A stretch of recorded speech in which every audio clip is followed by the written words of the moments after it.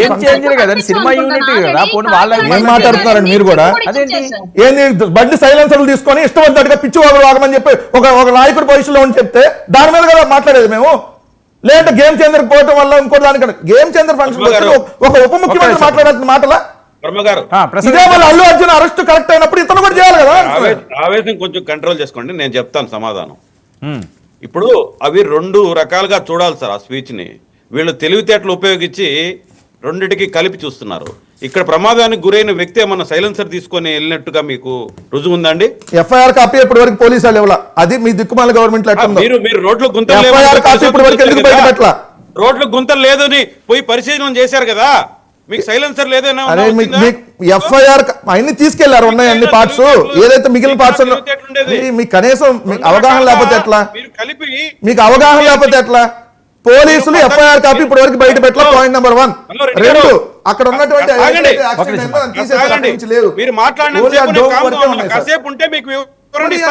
నేను ఆధారాలతో చెప్తుంటే కామ్గా ఉంటే మీ మట్టి బుర్రలకి అర్థమయ్యే విధంగా చెప్తాను. అవును అవును, మా మట్టి బుర్రలే సార్. ఎందుకో తెలుసా?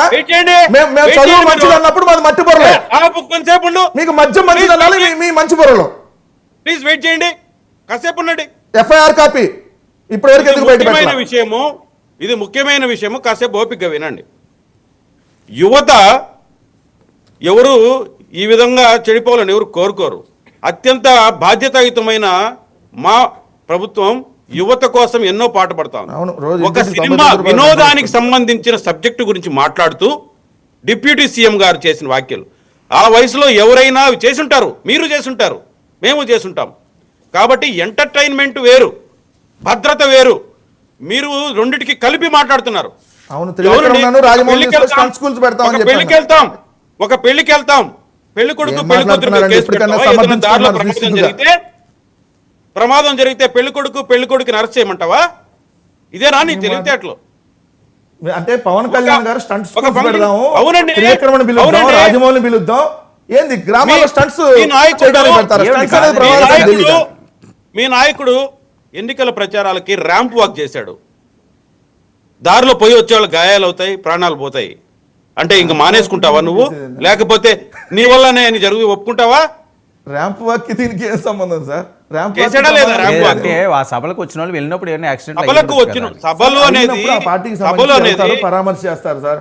మనమే ఇరుకు రోడ్లో పెట్టి చంపేయటము, లేదంటే గోదావరి పుష్కరాల్లో పబ్లిసిటీ పిచ్చి 29 మంది చంపేయటం, దాని మీద మాట్లాడతాం. మాట్లాడతాం, వేరే వేరే మాట్లాడడం కదా. నరసింహప్రసాద్ గారు ఒక్క నిమిషం అది ఏంటంటే పవన్ కళ్యాణ్ గారు మాట్లాడినవి ఈ రోజు నిన్నటిదని కాదు, ఆయన జనరల్ గా ఏం మాట్లాడుతుంటారంటే, ఒక నిమిషం ఉండండి, ఒక నిమిషం నేను చెప్తాను.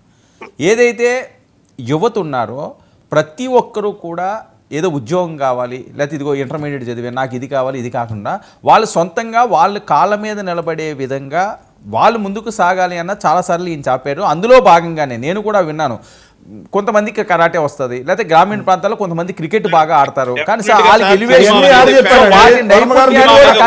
గతంలో చాలా పదును పెట్టుకోండి. నాకు అసలు యాక్టింగ్ అంటేనే తెలియదు. వర్మ గారు ఒక మాట వినండి. కాదండి, ఆ మీటింగ్ మీ ప్లే చేయండి. క్రికెట్ వాళ్ళకి క్రికెట్ నేర్పిస్తా, ఫుట్బాల్ నేర్పిస్తా అని చెప్పాడా? జనరల్ గా అండి ఆయన ఒకరికి నైపుణ్యాలు ఉంటే దాన్ని వారాహి సార్ కొండగట్టుకు ఎక్కడికి వారాహికి పోయాడు, తర్వాత వారాహి యాత్రకు పోయి వారాహికి టెంపుల్కి వెళ్ళి మళ్ళీ వచ్చేటప్పుడు ఎవరో ఒకరు చనిపోయారు. మేము దీనికి కారణం అన్నామా? అనలేదు కదా ఆ రోజు. సో ఈ పర్టికులర్ లో అతను చేసిన ప్రసంగం. నరసింహప్రసాద్ గారు ఓకే ఒక్క నిమిషం ఆయన ఆగమన్నాడు సార్, ఎందుకంటే మేము దూరంగా ఉన్నాం కాస్త మాకు.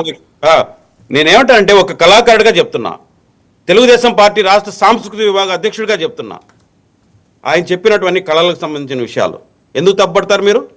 మార్షల్ ఆర్ట్ నేర్చుకోవడం తప్ప? నేర్పించండి. ఏమండి ఎందుకు తప్పు చెప్పండి మీరు?